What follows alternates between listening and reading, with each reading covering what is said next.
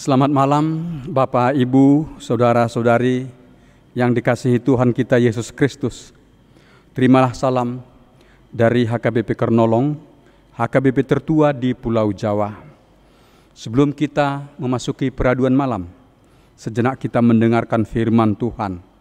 Marilah kita mempersiapkan diri, kita berdoa.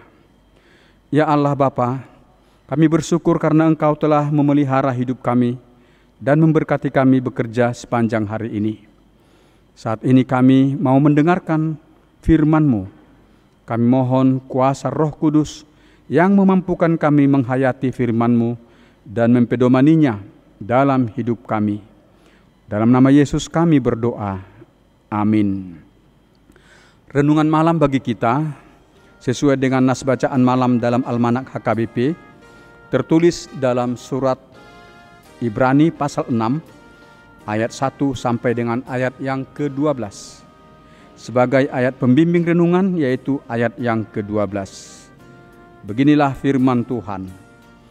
Agar kamu jangan menjadi lamban, tetapi menjadi penurut-penurut mereka yang oleh iman dan kesabaran mendapat bagian dalam apa yang dijanjikan Allah. Tema renungan kita adalah jangan lamban dalam pertumbuhan iman.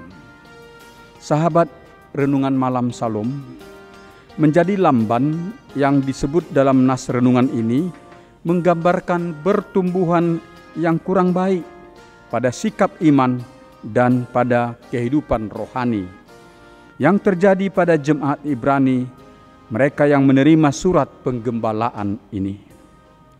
Pertumbuhan kehidupan rohani pada setiap orang percaya seharusnya seperti gambaran pohon yang tumbuh di tepi aliran air, di mana akar dan batangnya semakin kokoh, daunnya rimbun dan segar, dan menghasilkan buah yang lebat. Demikianlah diinginkan pertumbuhan kehidupan rohani orang Kristen, harus semakin teguh dan menghasilkan buah-buah iman di dalam kehidupan dan juga dalam pelayanannya, baik dalam jemaat maupun kepada masyarakat sekitar mereka. Rasul penulis surat Ibrani ini menegur jemaat.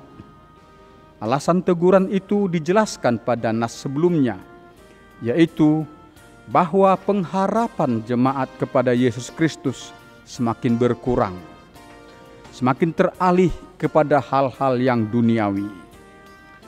Jika pendahulu-pendahulu mereka tabah menghadapi penderitaan dan aniaya di masa-masa penganiayaan yang berat itu, seperti yang dituliskan dalam pasal 11 ayat 36 dan ayat 37. Ada yang diejek, didera, dibelenggu, dipenjarakan, dilempari, digergaji, dan dibunuh dengan mata pedang.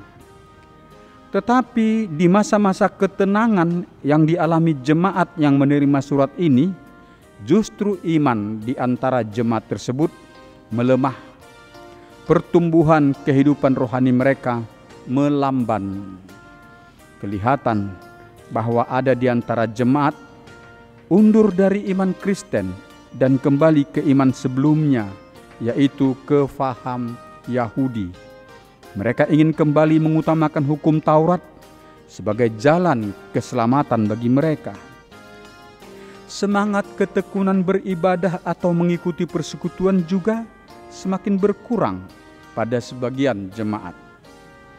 Padahal peribadahan itu, baik ibadah pribadi maupun ibadah bersama-sama jemaat, itu merupakan sumber kekuatan untuk pertumbuhan rohani, untuk kekuatan iman setiap orang percaya. Mustahillah seorang Kristen dapat mengalami pertumbuhan rohani yang baik, iman yang semakin teguh, jika ia tidak bersekutu dengan Yesus Kristus.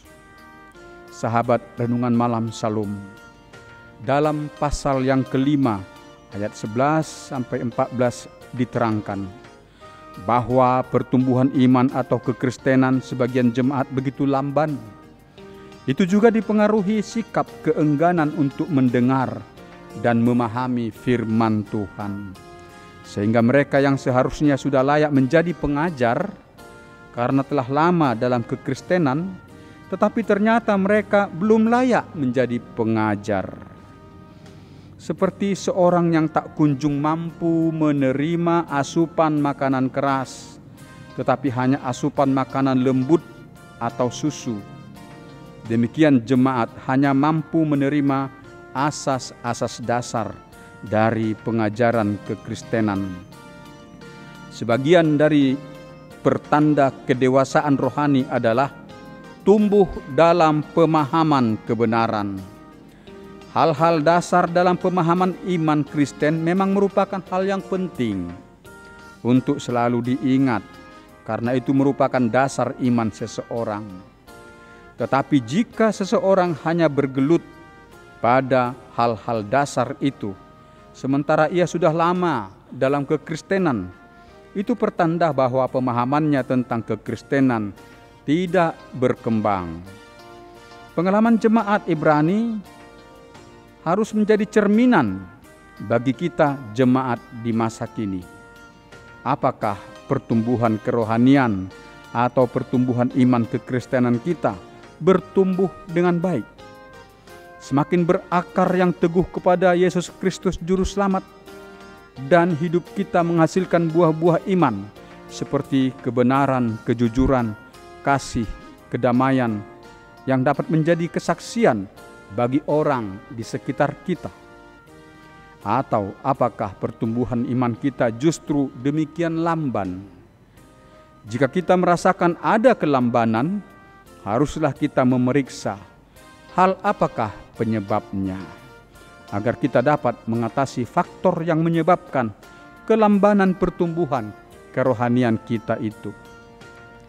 Kita harus membangun persekutuan kita yang teguh kepada Tuhan Yesus dan persekutuan dengan jemaatnya, agar pertumbuhan iman kekristenan kita bertumbuh dengan baik, semakin dewasa, semakin berbuah untuk kemuliaan Tuhan. Sahabat Renungan Malam Salom.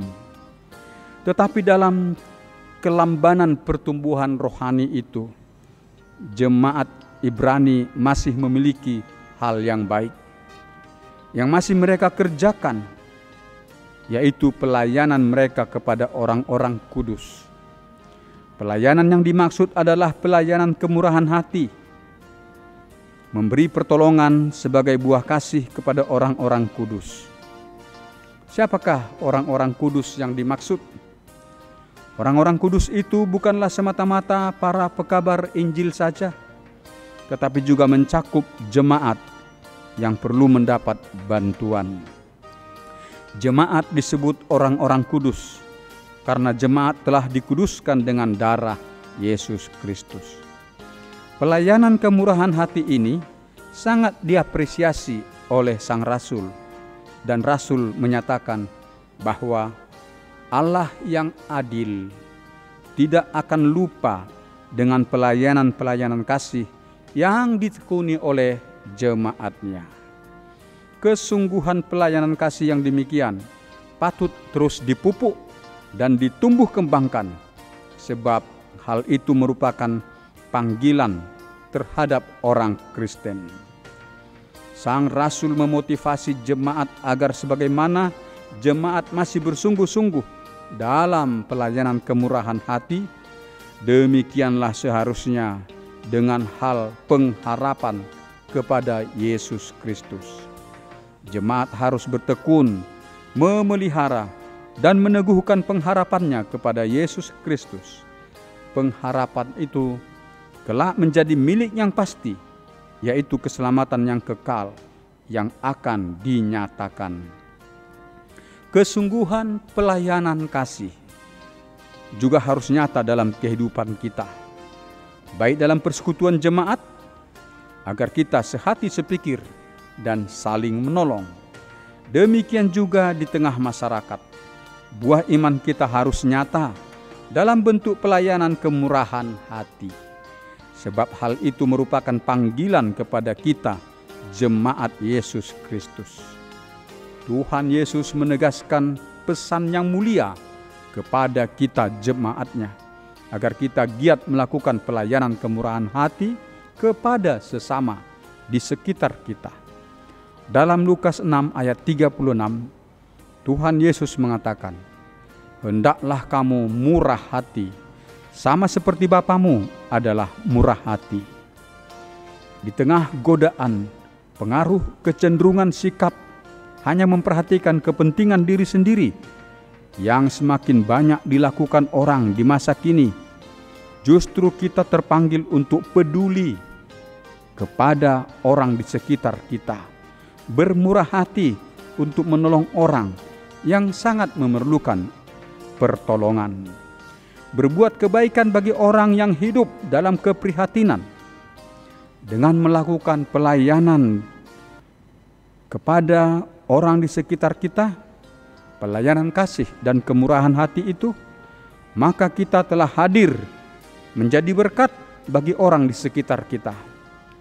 Dan semua itu menjadi kemuliaan bagi Tuhan Yesus, Juru Selamat kita.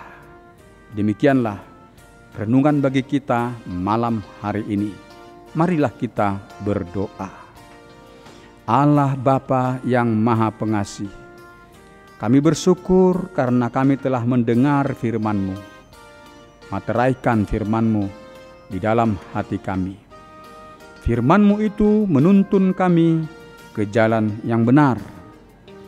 Kami harus bertekun untuk mengupayakan pertumbuhan iman kami yang semakin teguh dan yang menghasilkan buah-buah iman dalam bentuk pelayanan kemurahan hati dan berbagai perbuatan kebaikan dan perbuatan kasih kepada sesama, baik dalam jemaat-Mu juga bagi masyarakat di sekitar kami. Ya Allah Bapa, berkatilah jemaat-Mu yang sakit, mereka yang dirawat di rumah sakit atau yang di rumah, agar mereka sembuh dari sakit mereka. Teguhkan iman pengharapan mereka. Berilah penghiburan bagi orang yang berduka. Engkau melepaskan mereka dari kesesakan dan menganugerahkan sukacita bagi mereka.